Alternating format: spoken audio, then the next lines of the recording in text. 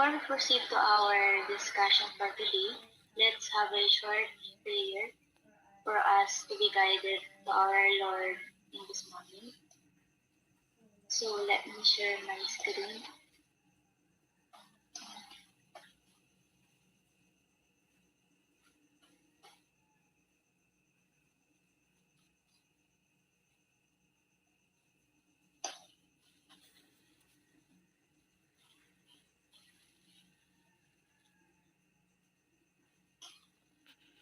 So let's bow our heads and feel the presence of the Lord.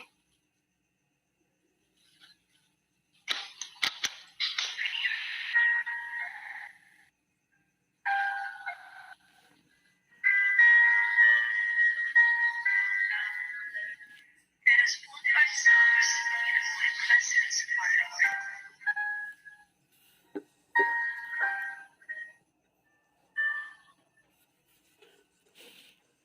Heavenly Father, we praise and glorify your holy name.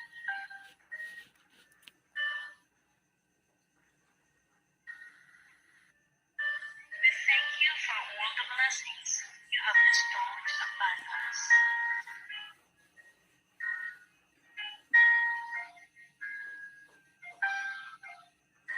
Thank you for providing our needs and for giving us the chance to continue our study.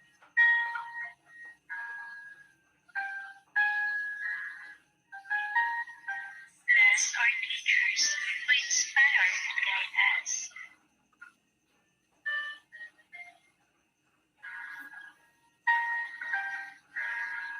Bless our parents who work and support us.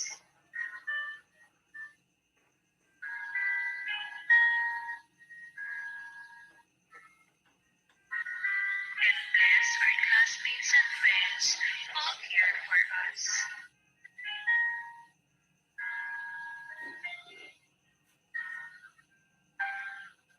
We are humbly asking for your guidance as we begin our online class today.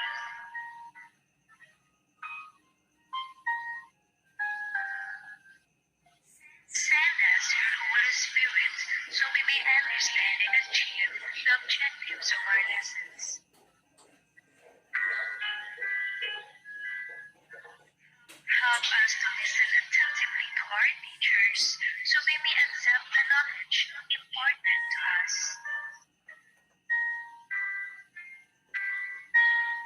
Give us the energy and strength to participate in today's online class.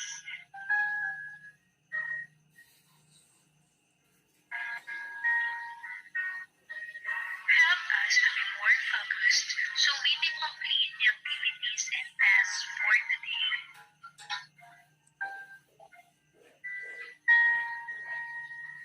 Fill our hearts with joy, our minds with laughter, and our class with peace.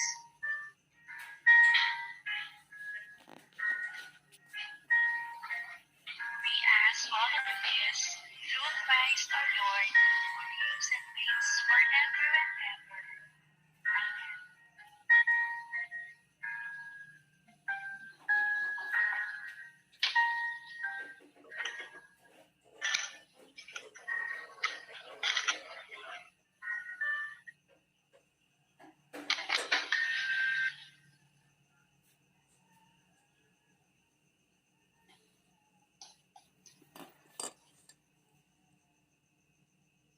So class, good morning again. I have here I have here one question to you. Are you feeling well today? So if you are feeling well today, just raise your hand or leave a message in the comment section. Okay. Very good. You feel excited. So all of you are excited and feeling well today for learning new lessons. So let's have an attendance first. So Is there any absent in our class for today, Mr. President? Okay. So your attendance class for today is very good. So I have here the learning competencies. So our learning competency for today is the student need to engage in moderate to vigorous basketball skill-related activity for at least 60 minutes a day in and out of school and appreciate the different advantages in engaging physical activities. So before we proceed to our topic for today, let's have a short recap about the past lessons. You will leave your answer in our comment section. Okay. So our past lessons is all about the football or soccer. Very good. So let's have let's play a game for us to be energized for today's class. So are you ready, class, for our activity or game for today? Okay, so let's go. Before I present our game for today, the instruction is you need to observe on what you see in the picture and hulaan nyo kung ano yung mga hulaan nyo kung ano yung possible answer dun sa picture na yun. Okay? So, let's go. So, what did you observe in our first picture?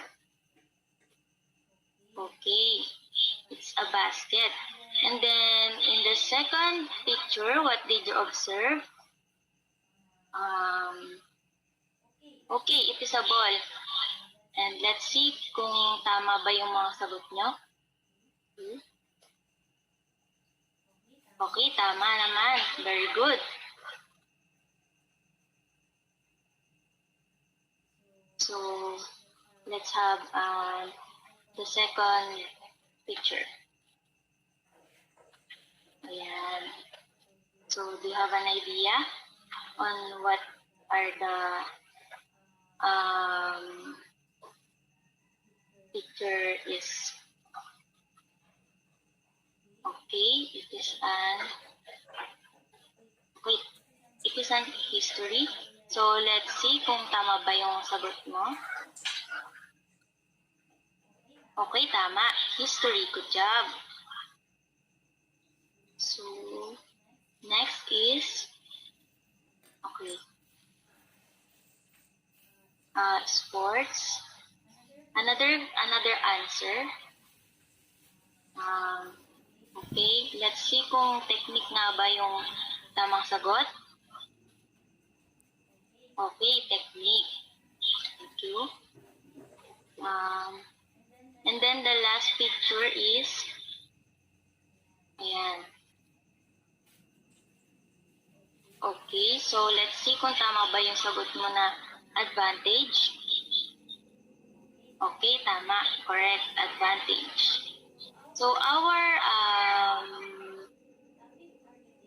topic for today is all about the history, technique, and advantage of basketball. So let's proceed na to our main topic for today. So, the history of basketball.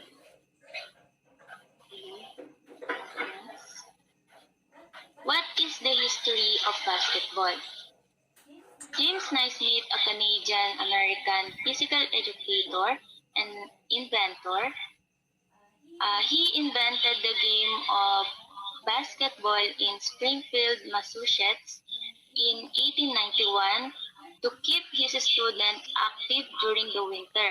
The nets used by athletes to dunk the ball and score points in the beloved game of basketball evolved from pitches, or rather the basket used to collect pitches. So yung founder ng basketball natin is uh, named James Naismith, and he is a Canadian-American physical educator. Then he invented the basketball in 1891. So, nung mga panahon na yon, hindi pa masyadong ilalaw yung basketball. Ginagamit nila yung gamit nilang equipment noon is basket na pinaglalagyan ng mga pitches. And then yung basket na yon ay hindi pa nakahang sa taas, so sa baba pa lang. And then yung ano nila na yon, so nahihirapan din sila na i-shoot yung bola kasi nga nasa baba siya. So, is there any question for you, class, in our topic in the history? Okay, so let's proceed to the techniques in basketball. So we have 5 techniques in basketball. So number 1 is the dribbling, number 2 is shooting, number 3 is passing, and number 4 is rebounding, and the last is defense. So dribbling, it is the process by which a player has to move the basketball around court. This done by continuously bouncing the ball with when a player's hand and the floor. So si dribbling daw, kailangan si player gawin niya to continuously nang sa ganon ay tama yung pag-execute niya. So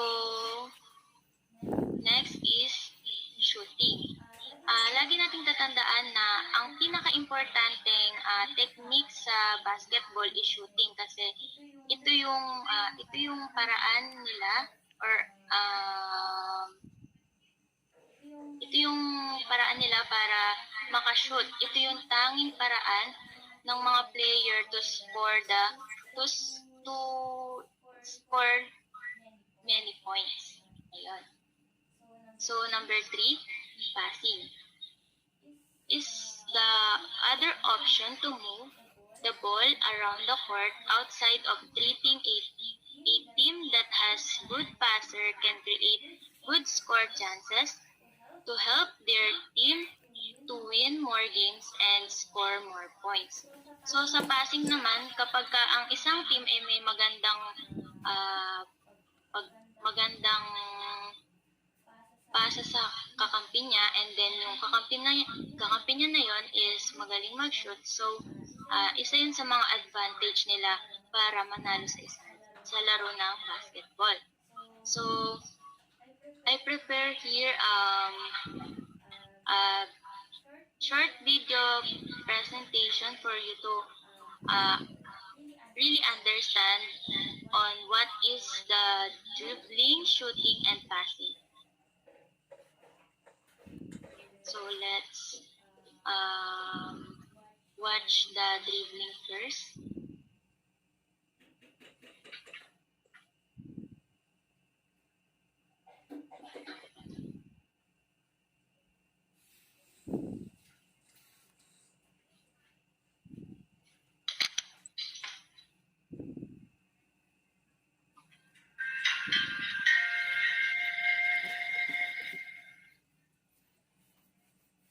In this video, you will learn the basics of dribbling. A player in possession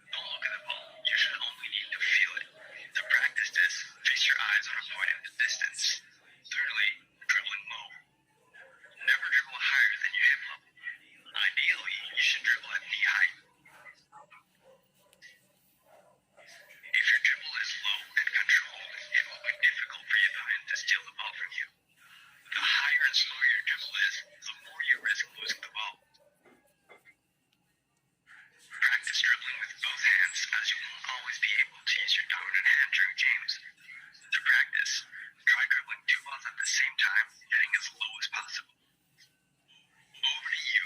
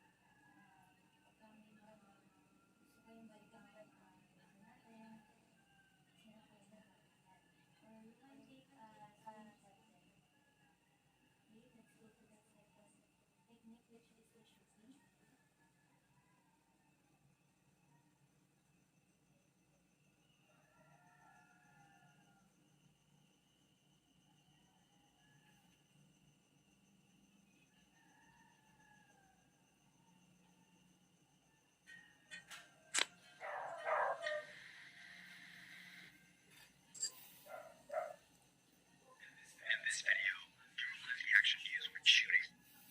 During a game, each player will shoot at some point, so learning the correct technique is essential. To perfect your shooting action, work on these 3 steps: positioning yourself well, preparing the shot, and shooting at the basket. First, positioning yourself. Make sure your feet are turned towards the basket, shoulder width apart, with your knees bent. The foot on the same side as your dominant hand should be slightly further forward than the other. Support the ball with your dominant hand. Your thumb and your index finger should form a V shape. Place your weaker hand on the side of the ball. Your thumb should form a T shape. Secondly, preparing the shot. Bring your dominant hand below the ball with your fingers spread out and pointing upwards. Then bring it up in front of your face.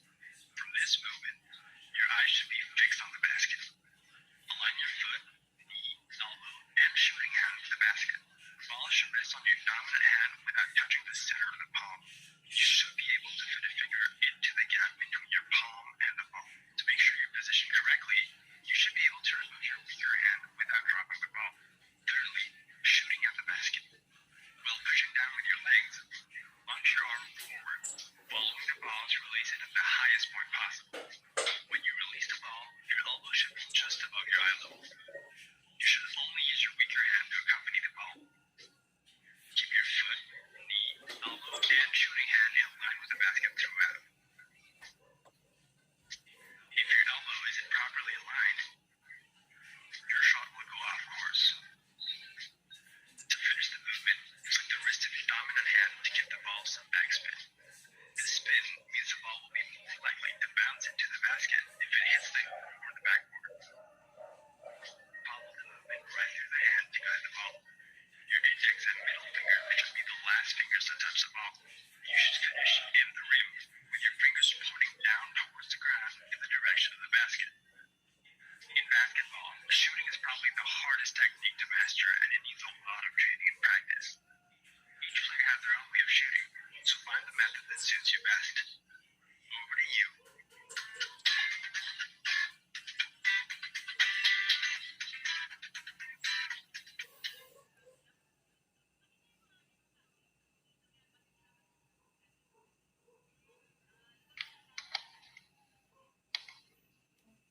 Okay, so I hope you learned something in our video presentation. And the third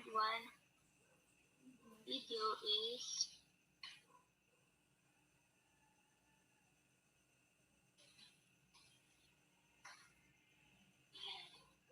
our third technique in basketball is passing. So, class, are you still there? Okay, so let's continue.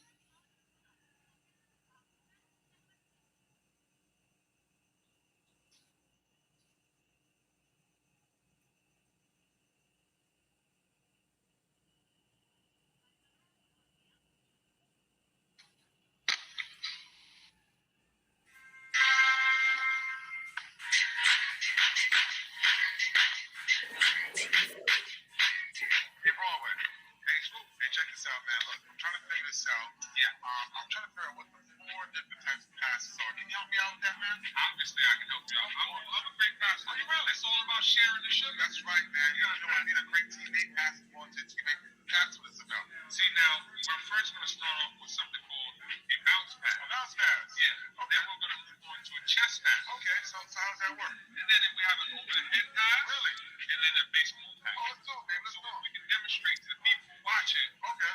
All right, let's do it, man. So anytime you pass, you want to step towards your defender. All right, okay. So you want to step first, release the pass. Release the pass. And another thing is you want to keep your thumbs down on the pass. Thumbs down and extend your arms fully. And on the offensive end, you need to get a target. Oh, target. Where am I passing the ball to? Okay, all right. Chest pass. Oh, chest pass. All right, okay. Yeah. So from my chest. Yeah. I'll pass this out. Yeah. No. That was my chest. No. Oh, okay, extend me. Okay. Extend the arms. Thumbs down. Oh, not me, you. Okay. Yeah. I'm ready. Chest pass. Oh, and you step with your foot. Yeah. So I want to step. Yeah. Like that? Yeah, you just hit me in my chest. Oh, I'm on my way, guys. Yeah, I'm on my way. Then a bounce pass. Okay. You want that ball to still come up to the target, right? Extend the arms. Follow through. Right. Thumbs down. Bounce pass. Come through. No. Wait. Target? I just want you to bounce it, so that's what I did. No, you gotta bounce it halfway. Oh, halfway. Okay, come right to me here. And step. Yeah, step. Thumbs down. Like that? Yeah. Okay, Cisco Libra. All right, here we go. Bam. You like that? I like it. Bam. Same thing with the over-the-head pass. You want to step, come over the head. That's why I said overhead pass. 2 hands to the target. That was good, man. Yeah. Okay. I'm getting better, man. Now you have the over-the-head pass. Okay. This gets a little tricky. Okay. So you want to step. Oh. You come over the top. Oh. Like the baseball one. Yeah, that's the baseball. Okay. Like, so I got to be here. I got to check the signals first. What are you doing? I'm doing a baseball. I got to do the baseball. No. It's a game that's moving fast. It's not a baseball game. It's a baseball pass. No, but I wanted to do you got to do the thing like this. Like that. The things. No. This is not a slider. No, it's baseball pass. So all I got to do is throw it. Yeah, just throw it. So back here. No, you don't kick the leg like that. I don't like kicking. That's quite good. Okay. You step. Go right over the top and follow through. Okay, step. There you go. Oh, okay. You want to hit that target, though. Target here? The target's here. Okay. Now you got 4 different types of passes. There you have it. You want to wrap it up? Yep, let's wrap it up. 4 passes, man. 4 passes. Chest pass. Bounce pass. Over the head pass. And baseball pass. That was like a inside curve. Baseball pass. There you have it. 4 different types of passes.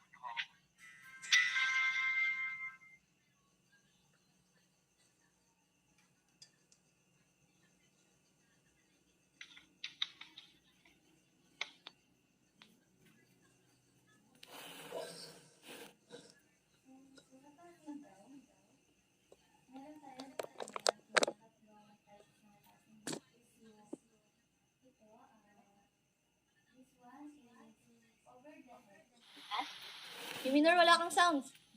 You hear me? Okay. So, in this picture, this is the over-the-head pass. And then the second one is the chest pass. Then the third one is the bounce pass. So, the three techniques in basketballs are clear with your class. Okay, so let's proceed to the 4 and 5 techniques in basketball. So number 4, rebound is the process of controlling my chance on both the offensive and defensive ends. Rebound is the key of acquiring and maintaining possession, which can subsequently give your team more offensive chances. So si rebound, ito yung once na nag-shoot ang isa ay nag-attempt na mag-shoot ang isang player and then hindi yun pumasok sa the ring. Then, yung other player is nakaabang na para kuhanin yung bola or kuhanin ang rebound. Madalas nating nakikita yan sa, kung napapanood nyo yung slam dunk, ayun. Ang rebound nila doon ay si, di ba si Hanamichi Sakuragi. And then the number 5 is defense. Is the skill that involves the most effort and athleticism, as a goal is to prevent the other team from getting good score in chances. Without a proper defense, a team will never win in basketball. So si defense din ay mahalaga sa sa basketball. And then kasi si defense is about siya sa pagharang or pagpigil ng isang player sa kalaban na makascore. Ayun yan. Pero actually, lahat naman ng techniques ng basketball ay importante. So, sabi din dito na without proper defense, a team will never win in basketball games. So, alam naman natin na mahalaga rin yung defense kasi nga nape-prevent natin na makascore or na-avoid natin na makascore yung kalaban. So, let's watch the video presentation about the rebounding and defense.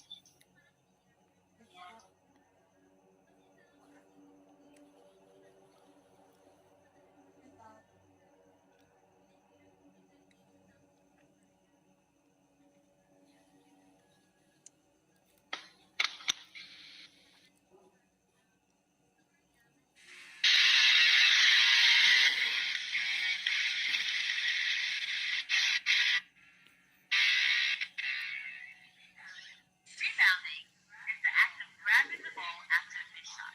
An offensive rebound is when your team shoots the ball and misses, then you grab the rebound, but you still have a chance to put it back in the basket. A defensive rebound is when the opposite team shoots the ball, you grab it, pass it to your teammate, and dribble down the court back. So you can always practice rebounding at home. If you have a partner, you can have them cross the ball and you jump and grab it. If you don't have a partner, you can toss the ball against the wall and jump and grab it. With this drill, have your partner stand across from you. Your partner will shoot the ball and you will jump and grab it. Extend both arms fully above your head. Jump up to grab the basketball with both hands, pulling it towards you in a hard downward motion. Avoid catching the basketball and placing it over your head, standing straight up. Bring the basketball down to chin level with your elbows out to protect the basketball. Let's practice 3 times.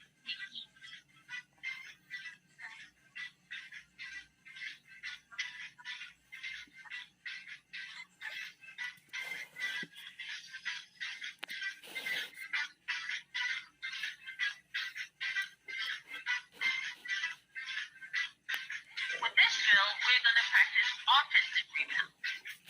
When you are on offense, your teammate shoots the ball, and you get the rebound, and you can go back up to finish the shot. Let's practice that 3 times. The ball, offense, go back up to shoot, miss shot, rebound, back up.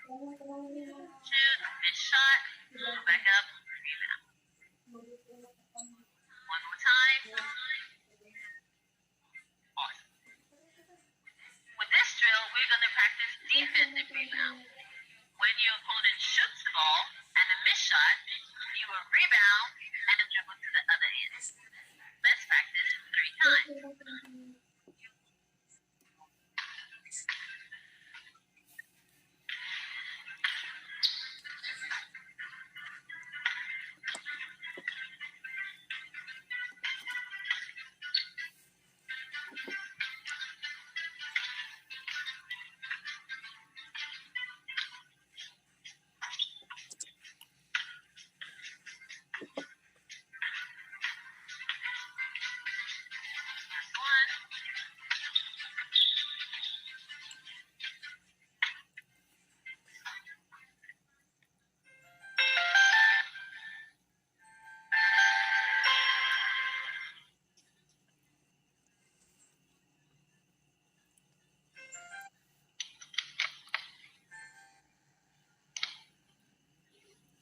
So, class, for me to clear that you're listening or watching the video presentation of our techniques in basketball about rebound, can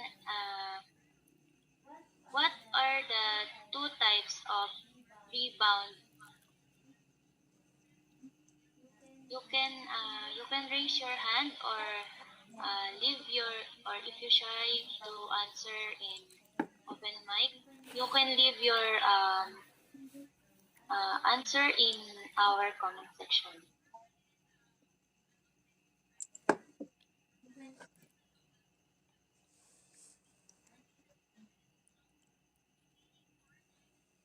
Class. Ah, okay. So um, I see it here that she she says that the two kinds of rebounding is the offensive rebound and the defensive rebound. Okay, so that is very good na so I know that you're listening and understand our lesson for today. So we proceed to our number 5 techniques in basketball.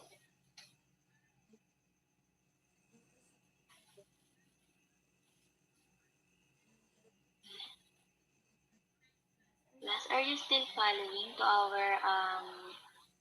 our discussion for today? Okay. So let's continue.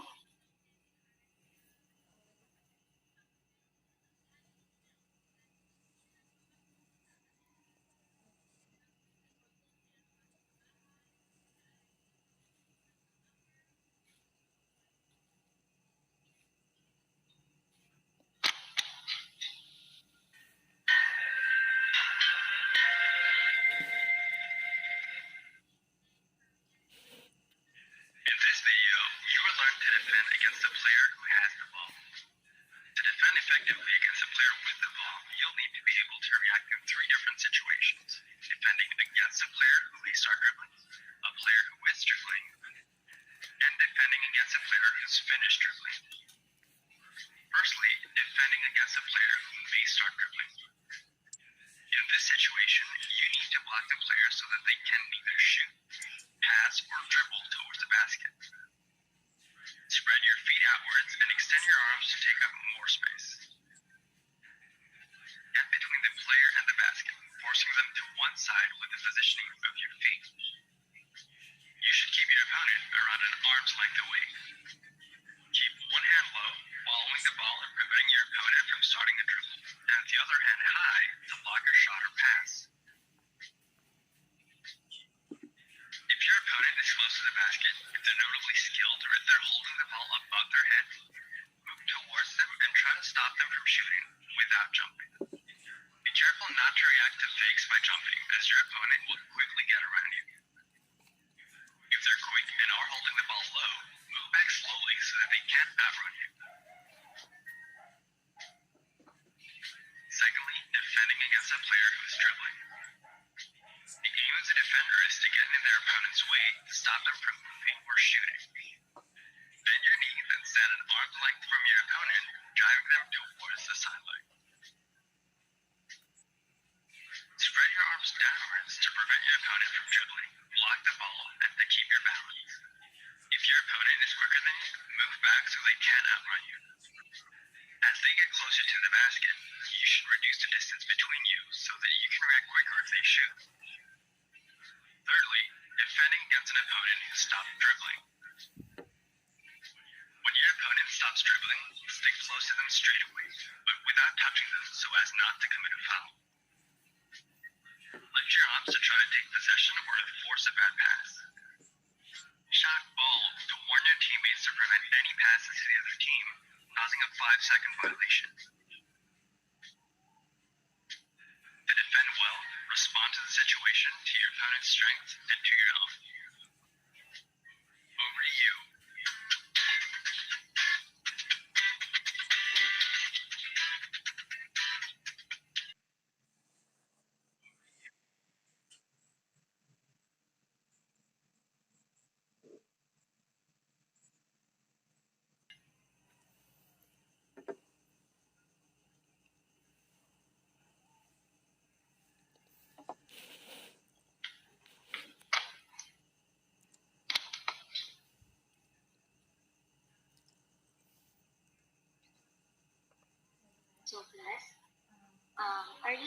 following to our discussion for today? Just raise your hand if you are still following to our discussion for today. Okay, so marami naman nakakasunod. So, tanungin ko lang kayo kung sino yung mga nangangarap na maging basketball player someday. So, you can raise your hand or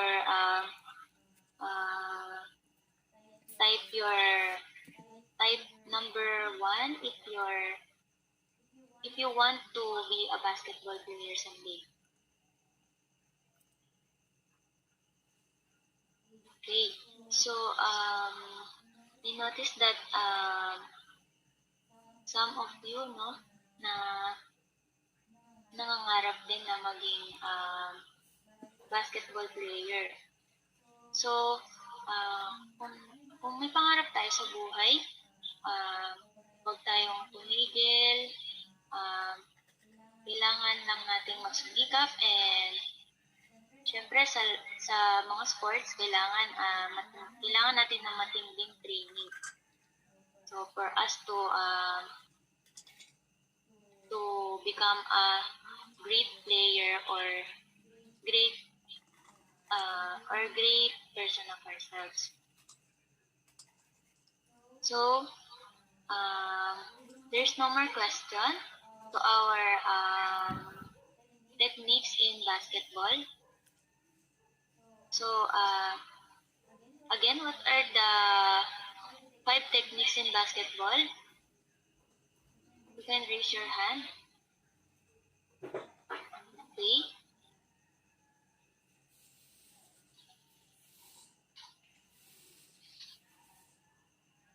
Okay, so great job. Sabi niya dito, the techniques in basketball are the dribbling, shooting, passing, defense, rebounding, and passing. Okay. So, let's proceed to our equipments in basketball if you don't have any question in this topic. So, class, did you have any idea on what are our equipments in basketball? So, nakikita naman natin siguro sa screen. Okay. Okay, so ball, and then shoes, the ring, okay, and then, okay, clothes. Okay, so tingnan natin kung tama ba yung mga answer namin. So, okay, yun, tama yung ball, basketball shoes, basketball jersey. So, punta muna tayo sa ball. So, hindi naman tayo makakapaglaro ng basketball kung wala tayong bola. So, most important equipment in basketball is the ball. Kasi kung walang bola, wala tayong isushoot sa ring, di ba? Hindi tayo makakapuntos. Okay, so the next one is the basketball shoes. So, yung basketball shoes ng mga player natin ng basketball, hindi lang yun para sa pang-forma nila sa once na naglaro sila. Yung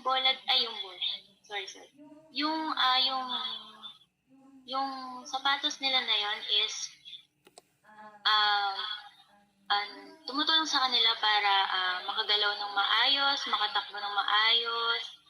Kasi kapag nakachinelas ka sa laro ng basketball, mahihirapan ka, pwede kang madapa. Okay? So, next is the basketball jersey. So, sa basketball jersey, ganun din, hindi rin siya pang-forma lang. So, sa basketball jersey, siya yung nagbibigay ng identity ng isang player or team ng isang basketball.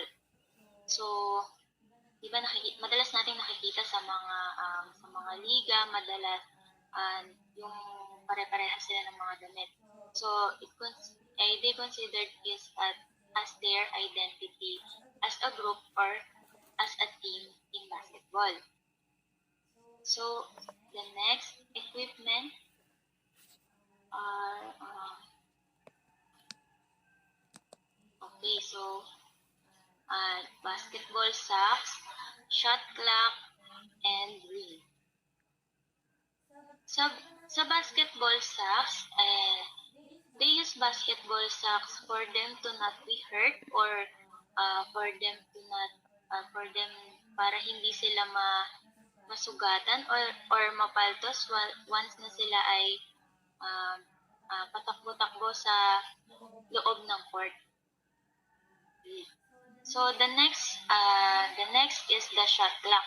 So importante din si shot clock sa basketball kasi siya yung uh, na nag-ooras kung first first quarter, second quarter, and so on. So importante yung clock kasi siya yung papakita or symbolize as kung yung game ba o kung yung game ba is yari na. So the last one is the ring. So ito din syempre hindi naman tayo makakapaglaro ng basketball kung wala tayong pagsusyutan. So kung mapapansin natin, yung basketball ring natin ngayon in modern world, nakahang na siya, hindi na siya katulad ng dati na gamit lang is basket, yung mga lalagyan ng prutas, especially yung peaches na fruits. So yung ring, ayan, yung purpose niya is para doon i-shoot yung bola and then malaman kung nakakailang shoot na ang isang player or isang team.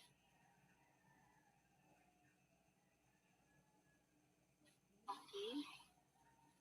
So class, please still following to our discussion. Okay. So, can you give me some example of equipments for me to, para malaman ko kung may natutunan ba kayo sa equipments in basketball? Kahit one equipment lang or two na natutunan. Okay. So, sabi niya, basketball jersey, and then basketball shoes. Okay, so tama naman. Nakakasunod naman. So, let's go to the advantage of the basketball. So, alam naman natin na ang basketball ay kilala sa buong mundo. Kada may laban, lalo na kapag international, inaabangan talaga yan, lalong-lalo na ng mga Pilipino. So the advantage of basketball is first, fitness improvement. One crucial advantage of playing basketball is that you can significantly improve your overall fitness level. Basketball is a sport that is physically demanding, and by playing it on a regular basis, you will soon realize how much fitter you will be in several parts of your daily life. So, si basketball daw, no? Ni-improve niya daw yung fitness natin. Pero yung improvements ng fitness natin is hindi natin makikita sa umpisa. So, sabi dito, 'di ba, you will soon realize. So, hindi pa yung once, ay yung kapapasok mo pa lang or bago ka pa lang sa basketball, hindi mo agad makikita yung improvements. So, yung improvements ay makikita mo sa mga kalagitnaan or ah, sa sa kapag ka isa ka ng ganap na magaling na basketball player. So, number second is you can start without too much equipment. Basketball is also a sport that does not require too much equipment. You only have to get a ball and you are good to go. So, isa din sa mga advantage ni basketball is um yung without too much equipment. Sabi nga dito, 'di ba?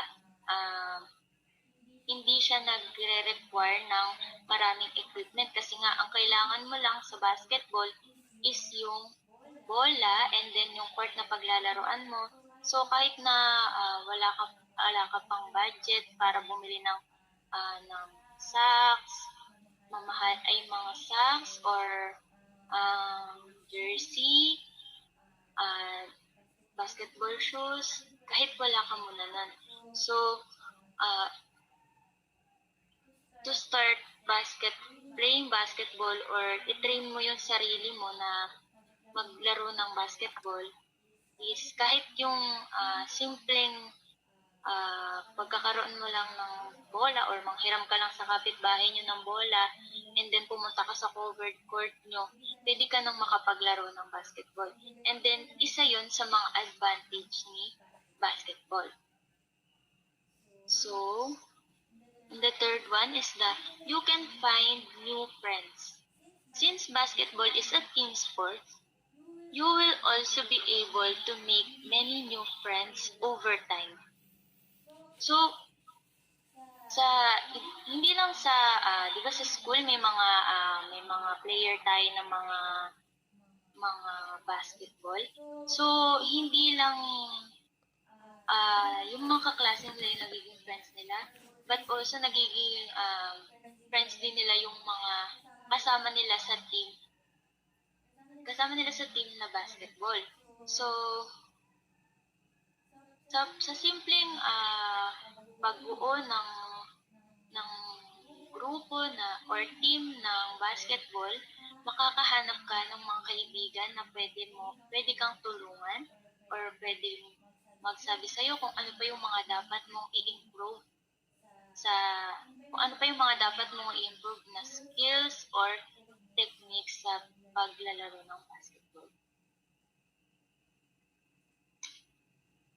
And then, the fourth one is boost in confidence level.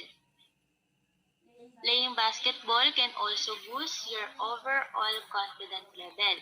Your teammates will encourage you to work hard on your skills and when all the hard work pays off in winning games, chances are that you will grow in character.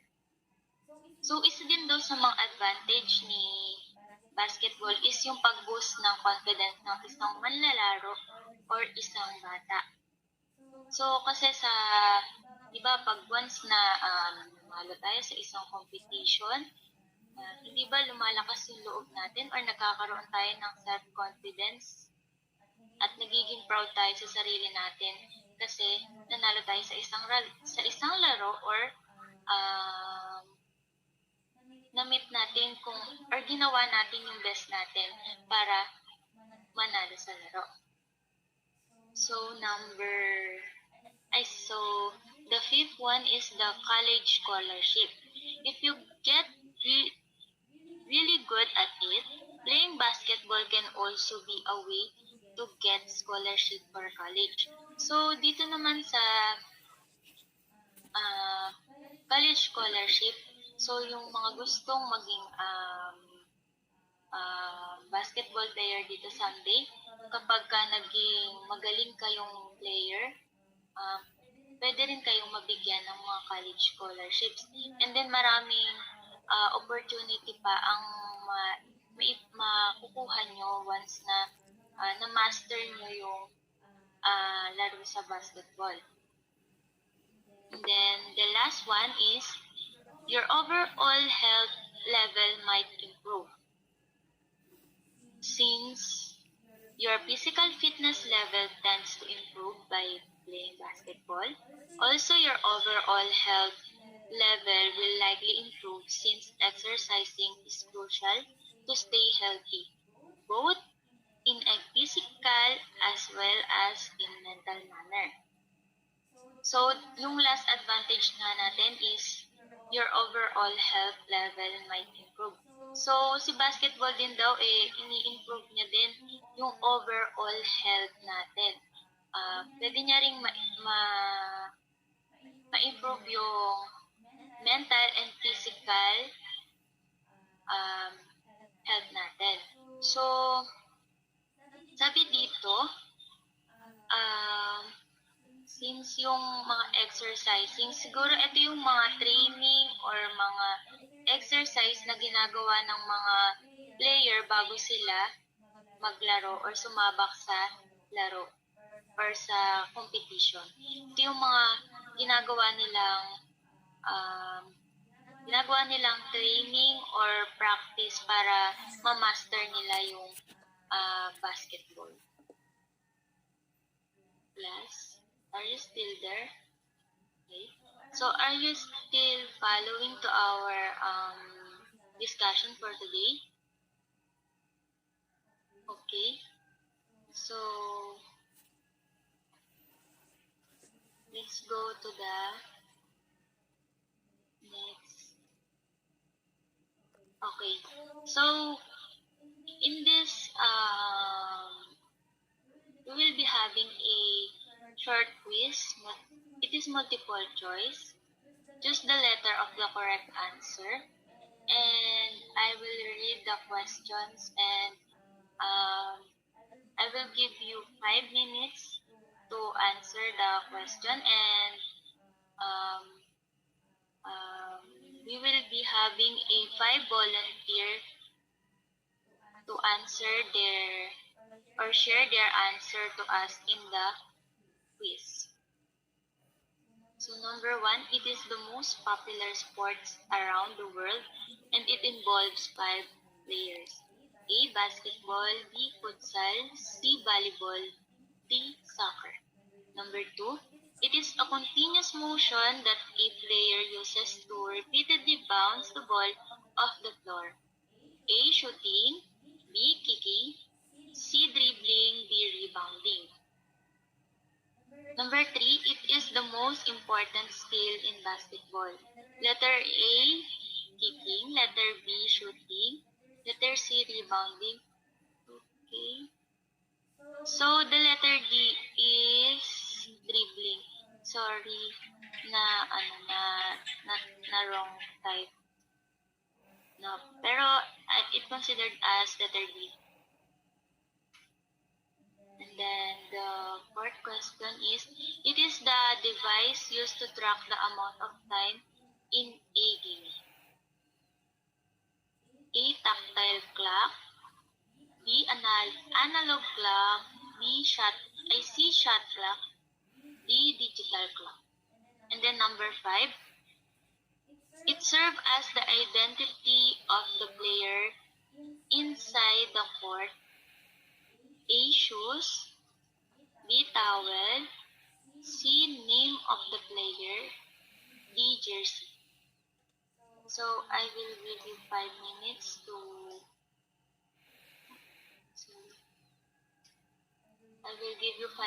to answer the 5-item questions.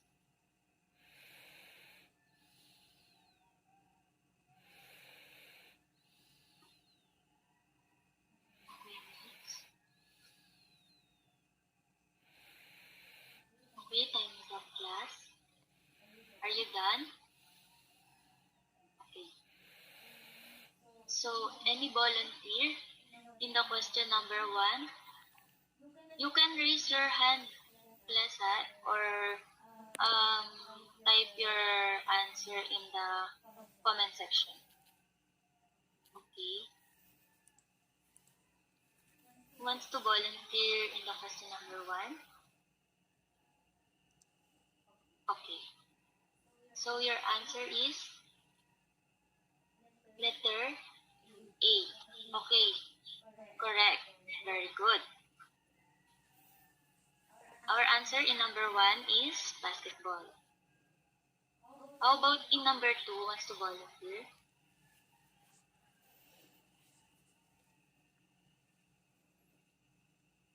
Okay. What's your answer? Okay, she typed here that her answer is letter C, dribbling. Okay. Okay, tama. Very good. Number 3. Ayun, okay. So, your answer is?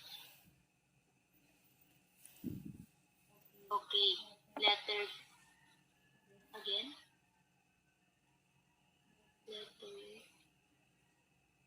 Letter B. Okay. It is shooting. Okay, correct then. So, very good. Number 4.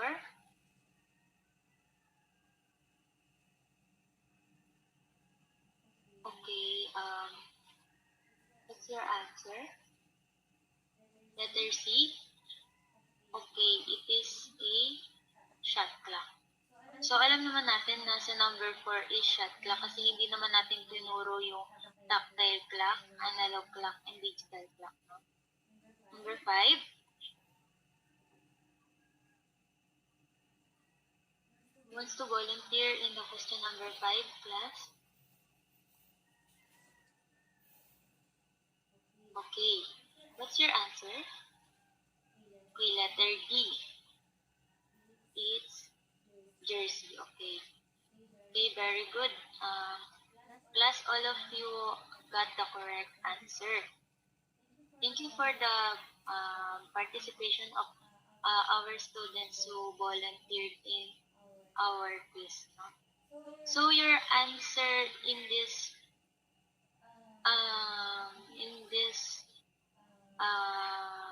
multiple choice question, you can send it to me, or you can send it to the Google Classroom later. Eh? So yung sa pagsagot nyo na tama sa mga question natin sa multiple choice natin na question, very good kayong lahat, no? So, naiintindihan nyo talaga kung ano yung topic natin for today. So, I'm very proud of you and very good.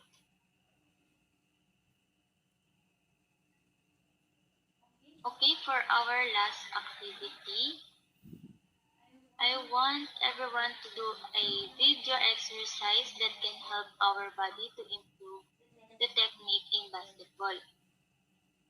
So, dito sa activity natin, sa last activity natin, we will be having a video exercise.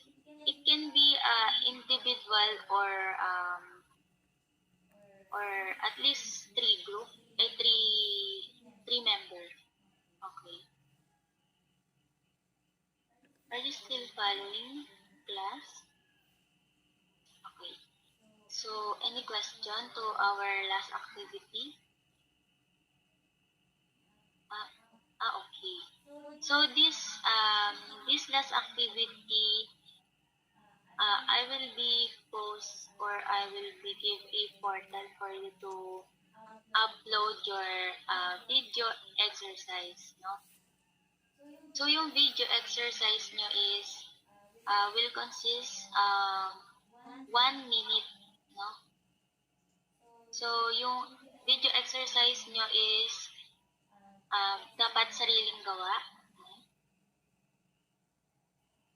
Okay, so let's proceed to our next question. Um, um, our question here is, why do you think knowing and participating in basketball is important? Who wants to answer the first question?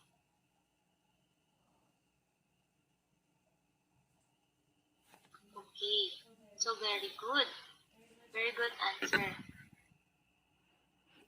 And then in number 2, how will you encourage other people, especially the youth, to participate in physical activity?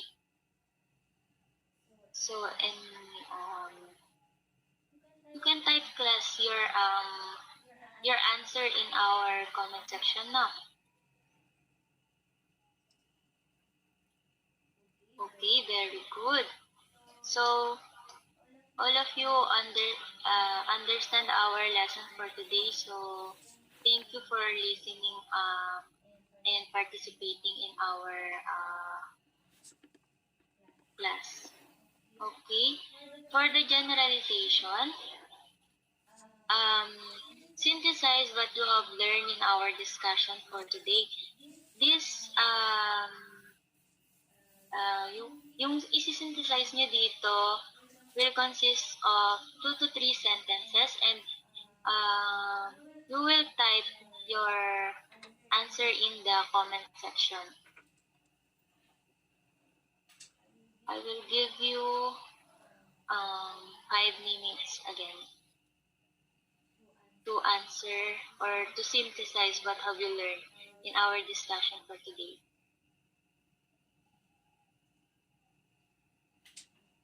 Okay, so may isa na. Nagsagot. Okay. So, you will continue sending your or type your answer or synthesize in our comment section. So I will read it later.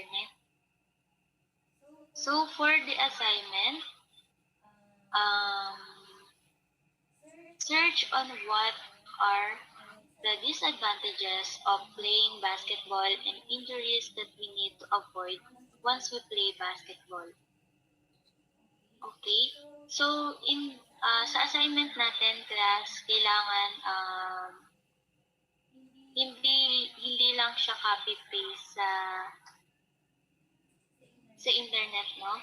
You can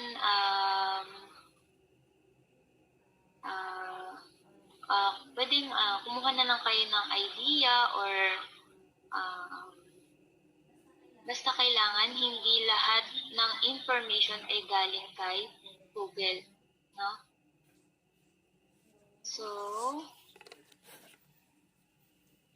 may question tayo sa assignment, class? Okay. Your, again? Okay.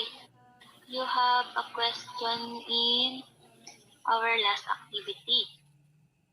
So, yung last activity natin pala, sorry class, hindi ko na-announce din na yung last activity natin is ipapasa nyo siya next week.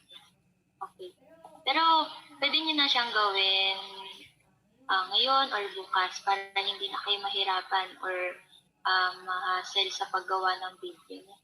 Kasi mahirap din mag-video, lalo na ngayong pandemic. Maraming ingay sa paligid, saka maraming distraction. Okay, sa assignment may tanong po tayo? Okay, so wala naman. Yung assignment natin is ipopost ko din siya sa Google Classroom. And then makikita nyo din doon kung kailan yung due date. So class, bago tayo mag-end ng klase natin, we will be having a photo opportunity. Okay? So, okay, naka-open cam na ba ang lahat? Okay. Mag-open cam na po yung iba.